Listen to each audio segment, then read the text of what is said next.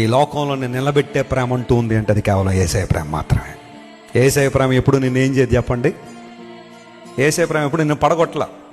అందును బట్టి బైబిల్ ఎప్పుడు కూడా ఫాల్ ఇన్ లవ్ అనే మాట మీరు చూడండి. ఎంటైర్ బైబిల్ ఇంగ్లీష్లో, తెలుగు కానీ, హిబ్రూ కానీ, గ్రీక్ కానీ మీరు చూడండి. ఫాల్ ఇన్ లవ్ అని ఎక్కడైనా ఉందేమో చూపించండి నాకు. బైబిల్లో ఎక్కడ ఉండదు.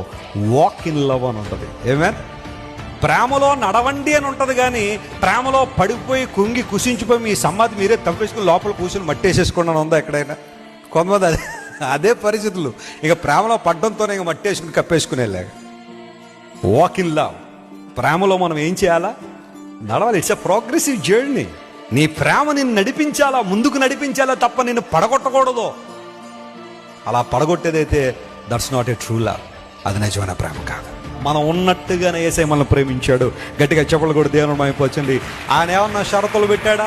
జాన్ వెస్లీ, నేను నిన్ను ప్రేమించాలంటే నువ్వెంత చదువుకో, నువ్వెంత డబ్బు సంపాదించు, నువ్వెన్ని PhDలు సంపాదించు, నీ పేరు వెనకాల డిగ్రీలు, పేరుకు ముందు 4 బిరుదులు పెట్టుకో, అప్పుడే నేను ప్రేమిస్తానన్న యేసయ్య అన్నాడా?